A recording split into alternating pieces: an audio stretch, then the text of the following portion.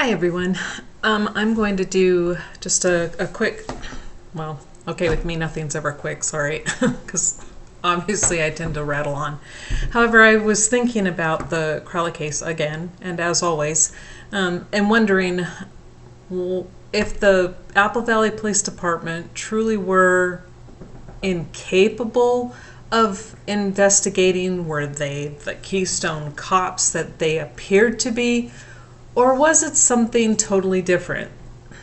And that something being, did they lack investigative experience?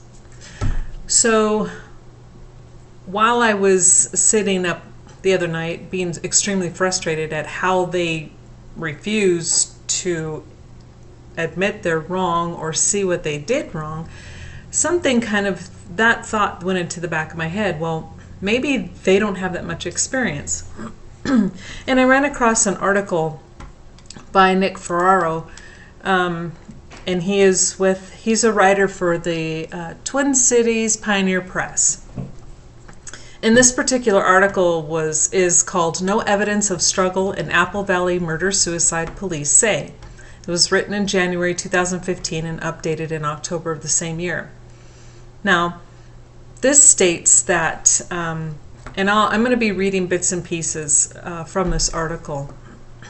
It says, investigators working the murder-suicide of aspiring filmmaker David Crowley and his wife and their 5-year-old daughter said Friday that there were no physical signs of struggle. The revelations were among the new information that the Apple Valley Police released Friday in the deaths of David, Camille, and their daughter Rania. The Hennepin County Medical Examiner's Office has ruled that the deaths of Camille and Rania were homicides and David was suicide. Each died of a single gunshot wound to the head. Okay, everybody knows the autopsy reports clearly state Camille had 2 gunshot wounds to her head. Now, here's the part that's frustrating to me. And this, I am very frustrated with the medical examiner. And yes, I get emails from people and comments going, you shouldn't say anything bad about him because they're never going to open it if you keep slamming him. Well, you know what? When they screw up this badly, or when it's so blatant, I'm not going to keep my mouth shut. And here we go.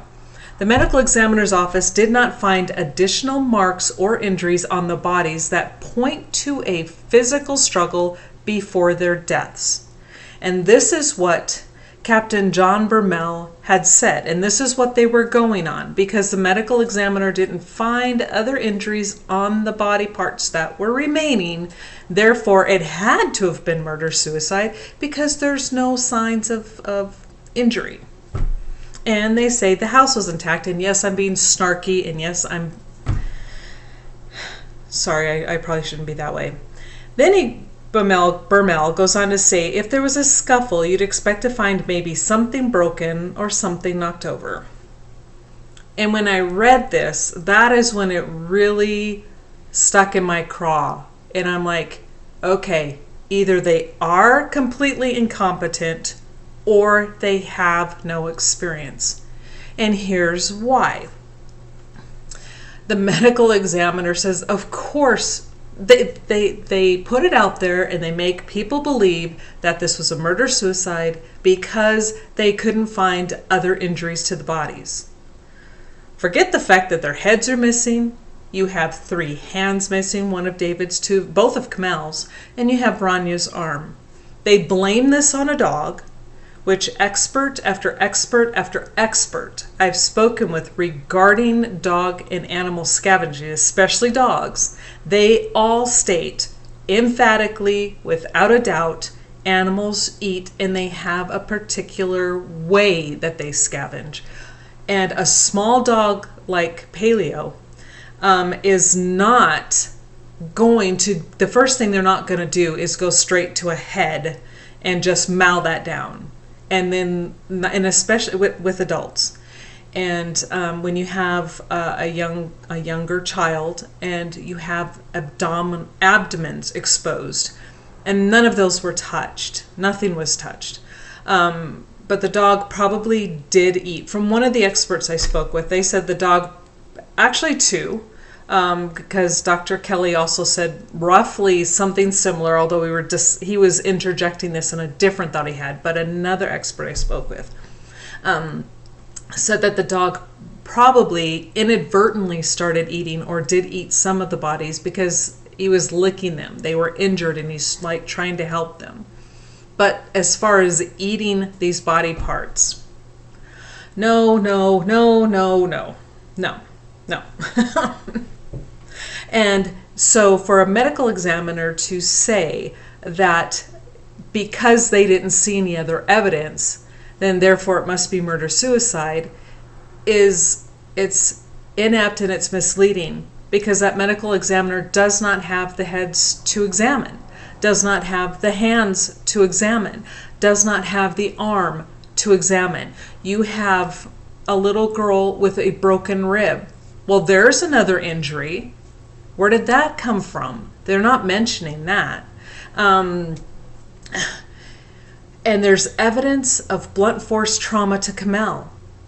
Now, it would be easy, and what it appears the evidence is showing is she was beaten about the head and the face. Her hands are missing, so was that because she was protecting her head? Was that because they wanted her hands out of the way? That's speculation. We don't know. But we do know there's damage. And it was not due to the gunshot wounds. So many people have said, but their heads are missing, so the guns did it. The heads are missing where the entrance wounds happened, not the exit wounds. There's no blowout from where the exit happened.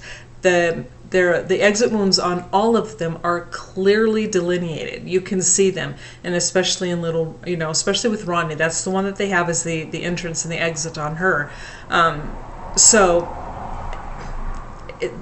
There is proof that there was physical damage. There is proof that there was a physical attack. There's proof by the blood spatter. There's proof by the cast off. There's proof by blood on the knife. So the medical examiner was remiss in stating this. Completely wrong. And then I'm like going, okay, and several people have made this comment. And when I very first did my one of my first videos, and then I had stated that it was Ranya's left arm, I think that was missing, because that is what is written in the report. And then it was Greg that came up and said, no, it was her right. So I went back and I looked at the photo, and I'm like, yeah, it is her right. And then that's when I remembered, and then someone else just made a comment about the position of the gun and the case of, and the gun safe case and all this other stuff. And they were like going, and what has always puzzled myself as well as everybody else is, why is the gun a few inches from the left arm that's stretched straight out? So, I mean, imagine, you're shooting yourself here, a gun is heavy, it's metal, it's dropping, it's going to be going down. It is not going to go down and shoot up probably 5 to 6 feet and then land miraculously just inches from his left hand. That happens to miraculously just land on an open Quran. It was placed there. And here's the mistake that so many people make. And this was one of the first things we had to learn when I was in EMT school, is our right is the patient's left. And that's the mistake that not only the police officers made, but the person who placed that gun. When they place that gun on the floor, because most people automatically, it's my right, so if there's somebody laying there, it's a mental thing. It's something your brain automatically does. And then they place that gun on the left-hand side when they're thinking it's his right. So to them, that made sense. So put the gun there because it's by his right hand. It was a mistake. They didn't think it through, and they failed to realize their right was David's left. And so that's huge. And the police obviously didn't know that either. The medical examiner should have figured that out if they showed up. So if they were there for 45 minutes on scene, only 11 and a half hours later after they got the call. And as far as Captain Burmell stating that there would have been evidence of a scuffle and stuff broken. Again, wrong. Why? Because if they were ambushed and Now, keep in mind, the back door was open. It was ajar. Easy entrance and exit for anybody to come in and out of that home. And if you catch somebody as they're coming in, this is speculation. Right here, speculating. Now, if you catch somebody who's just happened to be coming in from their house, from going to a store, going out and about or whatever, they come in and they catch you by surprise. If your wife and daughter are walking through a door and then all of a sudden you're standing there with two of your friends or cohorts or buddies or whoever this is, or somebody you met, acquaintance, that's what I was trying to think of. And then you see three people there, two of which who now have a gun to your family's heads. People are say David would fight. And that was my first thought, was why didn't he fight? And then I'm like, well, he wouldn't in that situation. When he sees people who have his wife and daughter, he's going to do everything they ask of him. He would hand over anything to them to keep them safe. There would be no struggle. There would be nothing broken, nothing moved, none of that. So because they're basing their decision, because nothing was moved, broken, or a sign of a scuffle, and because they say that there isn't evidence of other injuries to the body, which is a lie, because Rania has a fractured rib underneath her armpit on the same arm that is missing. That again is misleading, because there were enough bones left that they should have called in a forensic pathologist or a forensic anthropologist, that's probably more correct, and had them put that skull back together to determine what happened to their heads. But they didn't do that.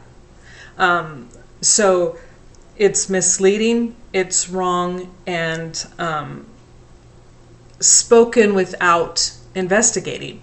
So again, then I got upset again. I'm reading this article and I'm like, okay, Captain Bermel goes on to state that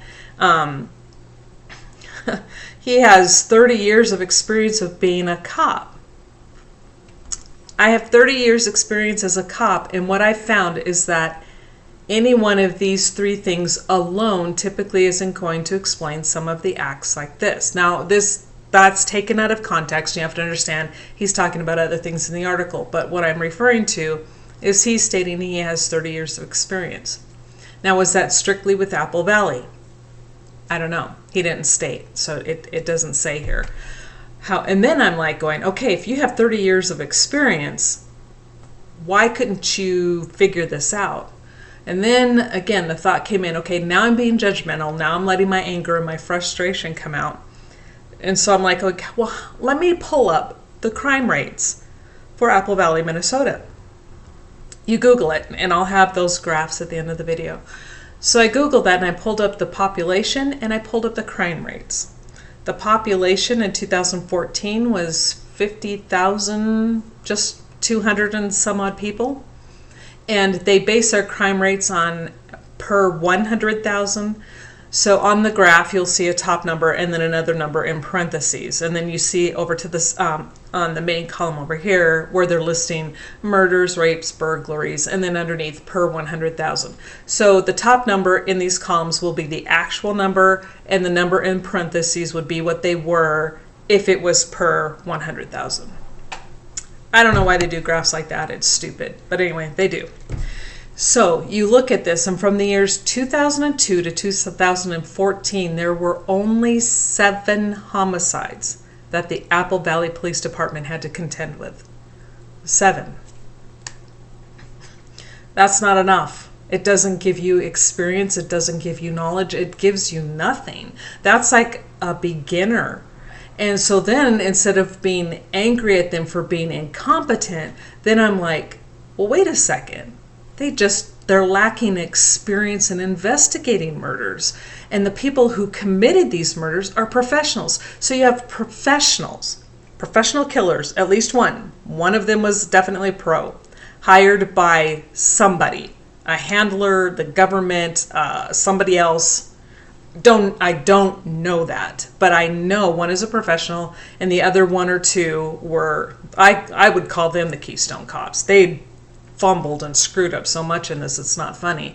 So you have professional hit people, and you've got them. They manipulate, they talk, they maneuver, and they misdirect, and they were very good at what they did against a group of police officers who only had 7 murders under their belt. That's not a fair competition. You've got somebody who does this and gets paid a lot as a living, killing people, setting stages, making it look like something it's not, against a group of officers who are probably very good-hearted. And that's the bad thing. They're good-hearted people who have a good soul, and they're easily manipulated because they're not looking out for that professional. And yet they were taken advantage of as police officers.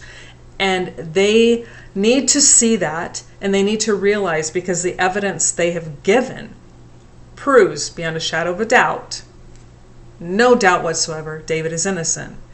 Probably not the last time, but only time I'm going to mention it right now. What sealed that for me was the bullet that killed David. It's missing. Was never recovered at the scene. So that tells me he was killed somewhere else, and he was brought back. Why do I say that? The bullet that they claim killed David was found a month later by someone who shouldn't have been in the house. And this is by an entrance wound from a bullet into the ceiling by the front door, which in the scenario that they give you, David is standing. His left side of his head is facing the window. The exit wound, which they clearly see and describe in the autopsy report, exited from behind his left ear. Exited. The hole's still there. The left side of his head is not gone. It's there. So they see that. And that means that the blood spatter should have been on the window and on the curtain, out of reach of the dog. There's no way the dog could have gotten up there to lick it off and clean up that aspect of the scene. Not possible. So we're missing high velocity blood spatter from a gunshot wound. You've got a bullet that they find a month later by someone who lied about being in the house with a family member. This family member denied it, said no. So what is that person doing in the house? A, to begin with. B, it has no tissue of David's whatsoever. There's no blood on it. The only thing it had was nuclear DNA. And if you don't know what nuclear DNA is, real quick, and we know it was David's gun. And so he loads the magazine. Anybody who has a gun and you load your magazine with your bullets, it has your nuclear DNA. That is all they found. They found no prints. And David's prints are not on the gun. His blood is on the gun, but they found prints with his blood on the magazine, but the prints don't match him. They have blood from somebody else at the scene that matches none of them. But back to this magical bullet that was found a month later by someone who's not supposed to be there. Okay, so to recap, he's facing no high velocity gun blood spatter, none. This bullet, which he's now facing this way, and the hole is going to be up here in the ceiling. He supposedly shoots himself like this. They try to say this way, but explain to me how he shoots himself this way. It exits out the left ear. And regardless, it's going to have to make a miraculous 180 turn around his body, up and into the ceiling. Okay, everybody knows. Everybody knows that doesn't happen. That is impossible. And now you have a gun that if he shot himself, I mean, what was he doing? Standing there like this? Okay, I'm going to kill myself now. And I know I'm making fun of this because it's so ludicrous and I have to stop getting angry. So he supposedly shoots himself in the head, or he shoots himself like this, and this bullet magically goes this way, and this gun, which is now on this side, ends up a heavy gun. Instead of landing, plopping, which they do, find something heavy like a gun and drop it on the floor and see where it lands. You will find it's not going to end up 3 to 4 feet to the left of you and conveniently to the left side of your hand, which the person then who is facing him planting this, they're right. They forgot to remember that their right is their victim's left. So when they placed it, they're thinking, oh, this is David's right hand. Their right hand, they're putting it down. Big mistake. So all of these things all together and more. The list grows by the day to show everything that disproves David being guilty of murder. And so, but the main point being, these police officers only had 7 murders in the 13 years prior to these other 2 murders, or 3. David was murdered, Kamel and Rania. All 3 were murdered, but they don't list David as a murder. They list him as another statistic. So you have, and so now I'm trying to look at it, instead of them being arrogant screwballs, I now see them as being manipulated and used by these perpetrators. And they didn't have the knowledge and the background to fully understand how to investigate this. Yes, you get trained. Yes, I'm sure they were given any type of field like that. You're sent to some type of school to learn something. But what you learn in school is far different than what you see in the real world.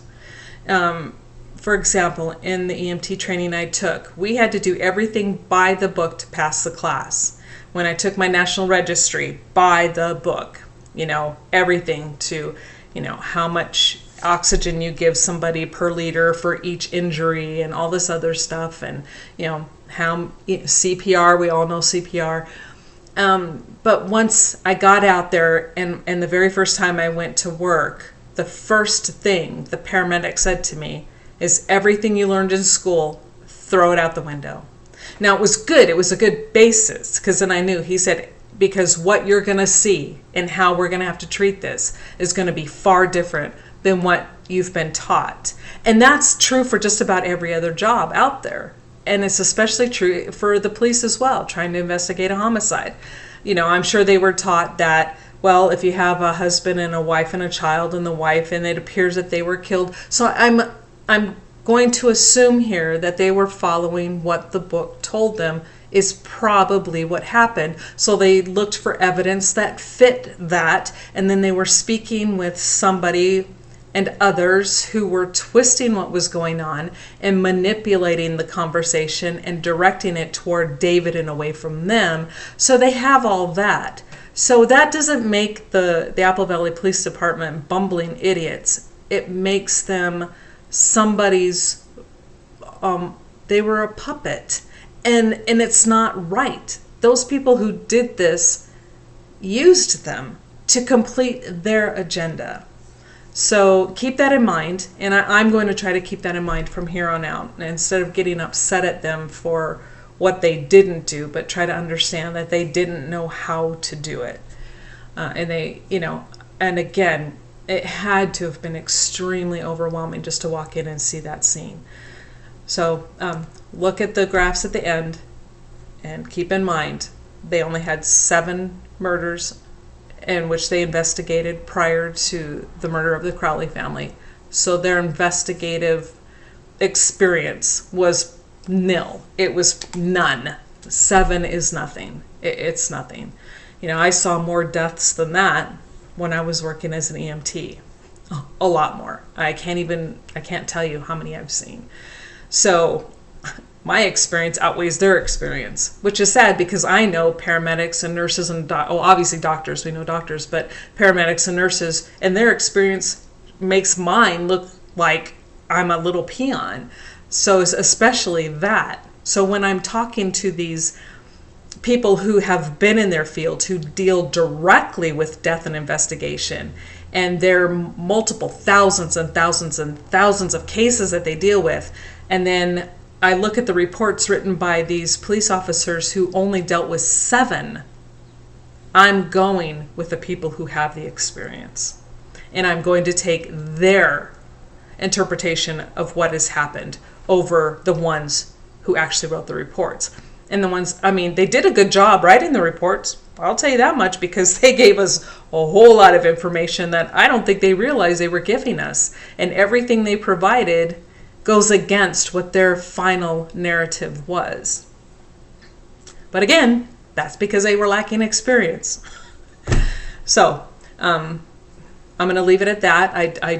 I'm not doing this to try to get everybody to start talking badly about the Apple Valley Police Department. That is not the goal here. I just want you all to understand the possibility of why they got their final conclusion wrong. And it's just because they didn't know better. They did what they thought was right and what they were following their book and their protocol, but they didn't understand that oftentimes what you see is not what is.